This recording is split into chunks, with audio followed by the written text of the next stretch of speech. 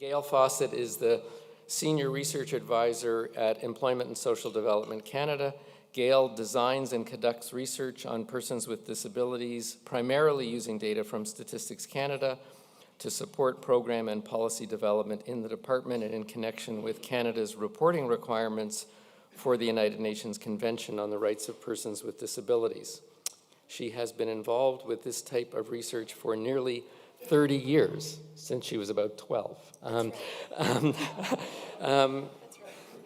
Gail also participates in questionnaire design and data development. So Gail, over to you. I have two presentations this morning, and I don't want to follow any of the PowerPoints religiously because we don't have enough time. The first survey is about I'm going to present just a few of the results from the survey, but everything I'm presenting today is in the article that was released like a week ago today on the 28th. So if you want sort of more in-depth information, it's really easy to find on Statistics Canada's website. So nothing new here, but I'm just going to give you a few quick stories. Also, given what we heard yesterday, some of the discussion, given sort of where we're going on this panel, I'll just kind of provide some high-level sort of connections. So, as you heard yesterday, there's 6.2 million adults in Canada with disabilities. That's 22% of the adult population. But yesterday we talked about gender-based analysis and intersectionality. So there's a gender story. Women are more likely to have a disability than men. So the rate of disability for women is 24% compared to 20% for men. Not only is their rate higher, they outnumber men. So already you can kind of see how important it's going to be to start to lay that gender analysis, overlay that in any study on disability. Another really critical dimension, and when we talk about disaggregated data, this I think is one of the sort of most critical dimensions when we want to look at impacts and outcomes for people with disabilities, and that is taking a look at it by severity level, because it has a huge impact. Severity has a huge impact on outcomes for people with disabilities, and it's not an insignificant number who have severe and very severe disabilities. About 4 in 10 have a severe or very severe disability. Age is another layer, another intersection that we need to look at. No surprise to anyone, with age, up goes the rate of disability. So for youth, 15 to 24, we go from 13% all the way up to 47% for those 75 and older. Most of us are quite familiar with, but that's sort of the new numbers. So age is always going to be that other critical dimension or intersection. Another intersection is going to be disability types. Now, yesterday there was a call for sort of ensuring that data would be disaggregated, and it is important, disaggregated by type of disability. But one of the kind of critical things that you need to keep in mind is that it's not like you can say that people with this type of disability have better outcomes than people with this type of disability, because they're actually, there's this intersection. And that's perhaps one of the kind of key intersections, is people who have layers of types of disability. That's what makes it really complicated. The older you get, the more likely you are to have multiple disability types. And that complicates it. So you can't say worse outcomes for this group versus this group in terms of type. You have to approach it from a somewhat different type of analysis. The other thing, when we look at age, we can sort of look from a life course perspective, which I think is pretty useful. And going back to type of disability, if we look at youth, one of the critical things to know is that the number one disability type is mental health related or psychosocial disabilities. So 8% of all youth have a disability, some type of mental health related disability that impacts them and actually limits their daily activities. Second is learning at 6%, and then pain-related disabilities. One of the other key things that you need to know is that, particularly with mental health and learning disabilities for young people, again, there's an intersection. A lot of them have both. So when we think about the kinds of supports that youth are going to need, think in terms of the kinds of disability types that are sort of most prevalent. If we move into our prime working age, 25 to 64, we start to see physical disability types, in particular pain, starting to affect 14%. But mental health is still up there at 8%. So again, we're starting to see combinations, and we're starting to see a somewhat different presentation. When we get to seniors, the physical types seem to dominate. That doesn't mean that there aren't cognitive and mental health disabilities among seniors, but the domination is among the physical types. But again, the people who have the pain-related disabilities and the mobility disabilities are often the same people. So now moving to employment, because that's sort of the focus of where the monitoring and indicators are desired. And I mentioned that severity is a very important dimension and sort of analytical variable for employment. So you can see if you have no disabilities, 80% have employment. Mild, it's down to 76%. You go all the way down to those with very severe disabilities, and only 31%, less than a third, are employed. So severity is a really key thing. Now, I have a series of 3 slides here. I'm not going to go into huge detail about them. They are in the report.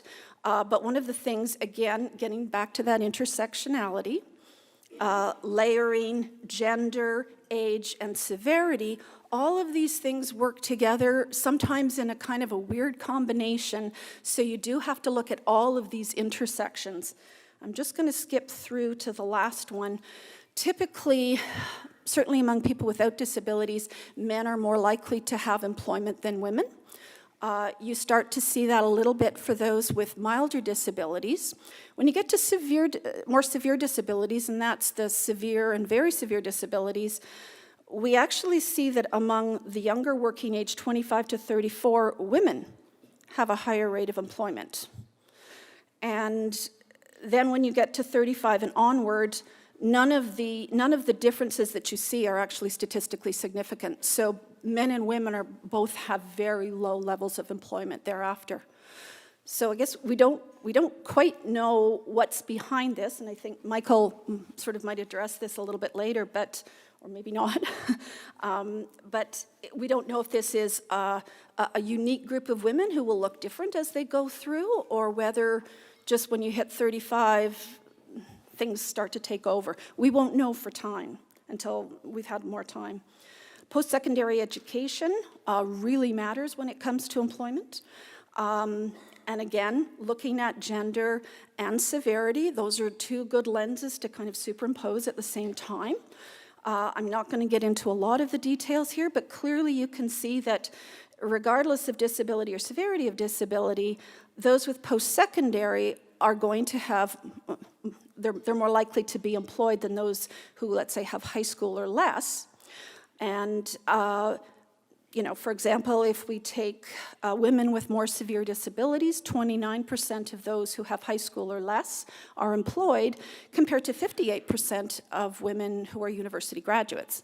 So there's a pretty big improvement in terms of labor market possibilities by getting that university degree. However, let's go to the other end of the slide, and we can look at those with no disabilities. Women, university graduates with no disabilities, 82% are employed. So that 58% looks really good compared to the 29%, but it doesn't look so good compared to the 82%. So there's still something else going on. And this is just a quick little thing, because there's a lot of talk at this particular event around people whose disability is work-related. So a quarter of those who are working age, the underlying reason for their disability is work-related, and that could be an accident, exposure to toxins, loud noises, stress, trauma, that type of thing. So it's pretty large. I won't dwell on that one. There's no big surprise there. You also heard yesterday that there's about 645,000 people who are potential work candidates. These are, so of the 1.5 million working age adults who do not have employment, there's evidence that about 645,000 of them could potentially enter the labor market. But this is under a utopian world that we do not yet have, where everything is fully accessible, job accommodations are readily provided, there's no discrimination, there's zero unemployment, all of those things that maybe one day we might inch towards. But this sort of gives us an idea of just how many people could potentially come into the labor market and what we're losing by not having that labor force. But again, when we look at labor market or work potential, there's a gender story. If you just look at rates, and so you're looking at those who don't have employment, 42% of men are potential workers compared to 37% of women. So it looks like men are more likely to have work potential, except don't forget that women outnumber men in terms of having a disability, and women overall, particularly when you include those with milder disabilities, are less likely to be employed, so they're more likely to be in this category. So if you look at the numbers story, you see something different. Women potential workers outnumber male potential workers. So it just sort of gives you an idea of some of the ways, and when you're coming up with ideas for indicators, how you might sort of ask those questions and make sure that the indicators that you choose are looking at things from different directions. There was discussion yesterday about youth, 546,000 youth with disabilities. There's about 109,000 of them who aren't in school and they're not in employment. So, at that age, you expect that they might be going to school, maybe transitioning from one level of school to another, or transitioning into the labor market. But there's about over 100,000 of them who seem to be lost in that transition. And of that, about 83,000 are potential workers, again, in that utopian world. And about 80% of those have a mental health-related disability, a learning disability, or both. I think it's about 30% actually have both. So that gives you an idea of maybe what the barriers are to trying to get those youth into successful transitions into the labor market, the kinds of barriers they might face, the kinds of supports that they might need in job accommodations. Another kind of interesting story, and I think maybe this was the one that all of the rest I was actually kind of expecting, but this is the one that surprised me just a little, and that's that there's over roughly 118,000 seniors aged 65 to 69 with disabilities who are still employed. And some of them have severe and even very severe disabilities, which I found very interesting, but I think it kind of suggests that if you can be accommodated, you could even potentially work into your senior years. So, and getting to income, working age people with severe disabilities have about half the income of people without disabilities. So that's personal income. So, sort of around $20,000 a year compared with, close to $39,000 a year. So, again, I think that probably comes as no surprise. But we know that employment improves income, and that's where, sort of one of the, sort of goals of all of this is to improve income through employment. So if you just take a look at those with very severe disabilities who have full-time and full-year employment, their median after-tax income is $42,000 compared to $12,520 for those who don't have employment. That's a huge gap. So employment is a really, really important thing in terms of addressing poverty. But still, if you compare the full-time, full-year employed without disabilities to those with more severe disabilities, there's still a gap, but it's much smaller than it is. So employment is a key factor. So I'm not going to go through the conclusions because I think we've sort of gone through a lot of that. Now I'm going to move on to the next presentation, and that's around data options. I'm not going to get into a lot of details because there's a lot of this sort of out in the public domain that you can look at it. But if we take a look at the gathering of disability data in Canada, it goes back to the mid-1980s. But at that point, we were viewing disability in a very medical model, and it was physical or sensory. So there really wasn't much attention being paid to cognitive disability types or to mental health. They were just kind of those other things, and that's kind of what the initial data gathering was focused on, but that's where we were as a society at that time. So in the evolution of data and the sort of 3 phases of data strategies that Canada has had since then, we started our latest one in 2010. And in 2010, the idea was to move to a fully social model of disability, and there was discussion about this yesterday, where it isn't just impairment, it isn't just something wrong with the person, it's the interaction of that with barriers in society. So it's your environment. So the first thing we did was to develop what we call the disability screening questions, or the DSQ.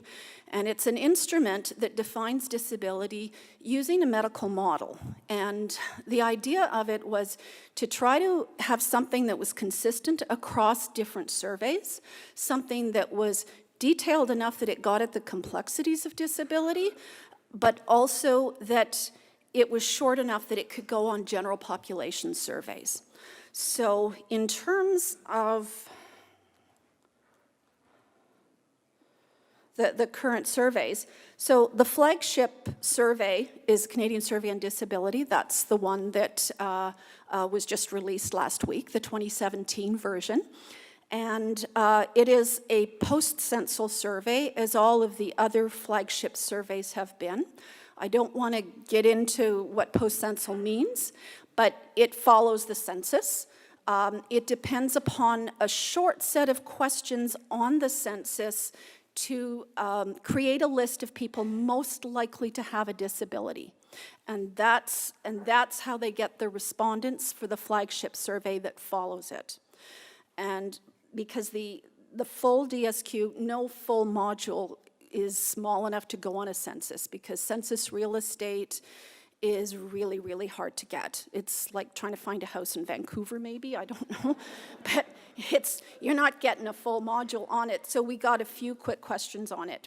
And that question has changed over time with as our evolution of thought around disability has changed. So we had the Canadian Survey on Disability in 2012, and now again in 2017. So it can only take place every 5 years, and it has a very large sample of people with disabilities, and that is the idea behind it. It's a very detailed, disability-specific survey, and both of those 2 surveys, on the survey itself, it used this new instrument, the DSQ. The problem was, we started the development in 2010, the same year that Canada ratified the UN CRPD, which incidentally calls for the social model of disability, so we were very much guided by that. So we started that. Unfortunately, we couldn't get the right filter questions onto I'll call it the 2011 census, but it was really the National Household Survey, but that's another story entirely. So we couldn't get those questions, so we still had the old questions, and those old questions really didn't address mental health-related disabilities or cognitive disabilities. It was rather weak in terms of its capture. So in 2016, the new long-form census included the new filter questions that are consistent with the DSQ. So that's one of the reasons, if you're familiar with the 2012 numbers and you look at the 2017 numbers, you go, oh, wow, that's different. And so they're not comparable because the methodology is different, but the methodology is just so much better. It is so much more inclusive now. So that's why there's no comparability between 2012 and 2017. It's unfortunate, but it is long-term for the best. But there will be comparability in 2022. So that's your next data point in terms of monitoring. So another post-census survey that for the first time, or first time in a very long time, actually includes the DSQ. Again, it's consistent with what we have in the Canadian Survey on Disability. It's our sort of main instrument for disability, is the Aboriginal Peoples Survey. And it's post-census as well, but it's post-census designed to have a very large group of Indigenous people. And it has the DSQ on it as well. So now we are going to be able to get really good data on Indigenous people with disabilities. We really haven't been able to do that in a really long time. So then there are general population surveys. Those are surveys of just sort of the general population. It's meant to be representative of the country, not any one particular group. Although in some cases it is with the National Graduate Survey, but basically it's not sort of pinpointing disability. But we have the DSQ, a consistent instrument, on most of those surveys now. So for example, and I'll just move. So, okay, so we've gone through the Canadian Survey on Disability, extensive information on persons with disabilities. One of the really key things for employment is information around requirements and unmet needs for accommodations on the job. Why aren't you working? What are your experiences on the job in relation to disability, and what do you need? So then the APS, you'll be able to get information on First Nations, Métis, and Inuit. And they have a lot of information on labor market training and even assets and income and education this time around. So there's a lot of good work that can be done with that. So moving on to the general population surveys, probably the key one that you're going to be interested in for monitoring is going to be the Canadian Income Survey. It's done every single year. It's annual. It's cross-sectional, which means new people every time out. It is a supplement to the Labor Force Survey, which is where we get our unemployment numbers and our sort of economic updates. The DSQ is on this survey. It's a fairly large survey. It allows you to do a sort of a yearly monitoring or tracking of a lot of the basic labor market indicators. So labor market activity throughout the previous year, like how many weeks did you work, how, was it part-time or full-time? So it sort of takes it gives you a little more detail around labor market participation. Are you in a minimum wage job? It allows us to look at income and poverty. Canada's new measure of poverty, which is based on the market basket measure. So, excuse me. So there's a lot of information, and that can be replicated every single year. So you can follow this over time and get that kind of trend analysis. Looking at Aaron, we used to do this with a previous survey called the Survey of Labor and Income Dynamics, which was done, this is the survey that replaced that, so a similar type of monitoring. But there is no disability-specific information on it, so that's a little bit of the weakness, but you can get that from the CSD, and you can sort of complement. General social surveys are done roughly once a year. Every once in a while, they try to squeak an extra one in. About 25,000 people. Again, it's just a general population survey. The content rotates over a 5-year cycle. The DSQ has been on it since cycle 28, which was 2014. Provides a fairly wide range of socioeconomic indicators. A lot of them correspond to many of the articles of the convention. This is just an example of some of the themes: victimization, time use, Canadians at work and at home, families, caregiving, care receiving, giving and volunteering and participating. So you can see, for example, questions around volunteer participation, which for people with disabilities can be, there was a lot of discussion around that yesterday. So there are bits and pieces of these different surveys that also could be good sources. And the other important thing is the DSQ, 5 minutes? Okay, so I'm great then for time. So the other good thing is a lot of these surveys, Now you can, in the past, you could get with a disability, without a disability. That was the only flag we could get on a general population survey. Now we're actually able to get disability types. So you can take a look at this particular issue as it relates to people with mental health disabilities or people with multiple disability types. So that's one of the really key things that this latest data strategy has brought us. It's more analytical power. And then there's the Longitudinal and International Study of Adults, otherwise known as the LISA. It started in 2012, and now this is a longitudinal survey, meaning that in 2012 they had a sample of individuals, and they interview them every 2 years. So you don't have, well, you do actually have some new people coming in if they join a particular household, but it's not, let's say, you can't get, you won't be monitoring what is happening in the population over time. What you're looking at is how people move through different phases of their life and through different economic cycles. So it will allow you to sort of track what's going on, how long do people remain in poverty, what happens if a disability occurs at a certain point in time, what happens to their labor market, and can you track? The other good thing about this is it has a data linkage to the tax files going back 20 years. So that gives you a lot of power in terms of understanding where people have been, where they're going, and what happens around disability. So, excuse me. So that has a lot of possibilities as well. And then the final one is the National Graduate Survey, which is, I think, either in the field or just getting out of the field at this point. What happens is post-secondary graduates in Canadian institutions who graduated in 2015 are interviewed in 2018, so 3 years later.